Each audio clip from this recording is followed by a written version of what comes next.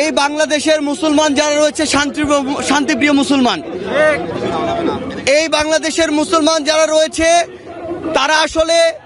তারা যেমন নিজেদের ধর্মের প্রতি তাদের সহানুভূতি রয়েছে, অন্যান্য ধর্মের যারা রয়েছে তাদের প্রতিও তাদের সহানুভূতি রয়েছে। কিন্তু এই সহানুভূতিকে ব্যবহার করে কেউ যদি নিজেদের ওই ভারতে বসা চক্রান্ত, যারা মাসের 30 দিনের 25 দিন দেহটা নিয়ে এই বাংলাদেশে বসে থাকে আর বাকি 5 দিন মনটা নিয়ে ভারতে যায়, সেখানে চক্রান্ত করে এবং সেই চক্রান্তের এক্সিকিউশন এই বাংলাদেশে এসে ঘটায়, সে সকল উগ্রবাদী হিন্দুদেরকে প্রতিহত করার জন্য আমাদের মনে বিন্দুমাত্র সহানুভূতি থাকবে না। আমরা আমাদের জায়গা থেকে স্পষ্ট করে বলতে চাই, আমরা অনেক সহ্য করেছি, আমরা আমাদের জায়গা থেকে সর্বোচ্চ উদারতা দেখিয়েছি। আমরা দেখেছি এই অভ্যুত্থানের পূর্বে কারা কতটুকু এই অভ্যুত্থানকে সমর্থন করেছিল। আমরা দেখেছি এই বাংলাদেশ থেকে শেখ হাসিনা পালিয়ে যাওয়ার পরে কাদের মন সবচেয়ে বেশি খারাপ হয়েছে।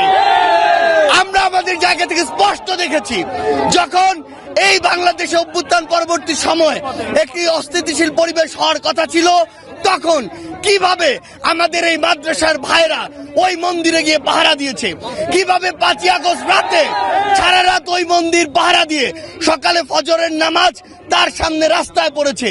সেখানে এই সহানুভূতিকে কেউ যদি প্রশ্রয় হিসেবে দেখে, আমরা স্পষ্ট করে বলে দিতে চাই, শুধু অন্তর্বর্তীকালীন সরকার নয়, বৈষম্য বিরোধী ছাত্র আন্দোলন নয়, জাতীয় নাগরিক কমিটি নয়, পুরো বাংলাদেশ একসাথে এ সকল উগ্রপন্থীদেরকে প্রতিহত করবে। আমরা আমাদের জায়গা থেকে স্পষ্ট করে বলতে চাই, এসব ইসকনের নামে যেসব উগ্রপন্থীরা বিগত 16 বছরে অসংখ্য অপকর্ম ঘটিয়েছে, ফ্যাসিস্ট আওয়ামী লীগ এ সকল অপকর্মকে মানুষের সামনে আসতে দেয়নি। তারা ইসকনের এ সকল অপকর্মকে মদত দিয়েছে, প্রশ্রয় দিয়েছে, আশ্রয় দিয়েছে, লুকিয়ে রেখেছে। কিন্তু তাদের চরিত্র কি, তারা কিভাবে মানুষকে জবাই করে, এই দৃশ্য আমরা গতকালকে দেখেছি।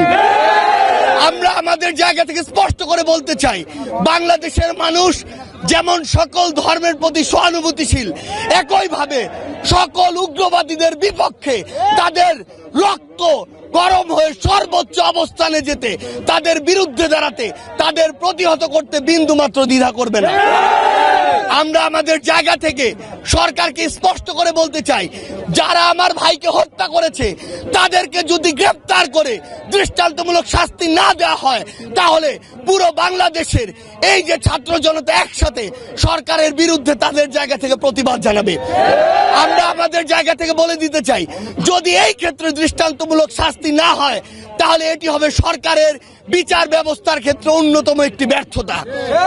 আমাদের জায়গা থেকে স্পষ্ট কথা, এই যারা ইসকন নামের, যারা এই উগ্রপন্থী একটি মনোভাব বাংলাদেশে ছড়াচ্ছে, হিন্দুত্ববাদী মনোভাব বাংলাদেশে ছড়াচ্ছে, তাদেরকে অবিলম্বে নিষিদ্ধ করে বাংলাদেশের স্থিতিশীলতার জন্য, শান্তিপূর্ণ পরিবেশের জন্য তাদেরকে অবিলম্বে নিষিদ্ধ করতে হবে।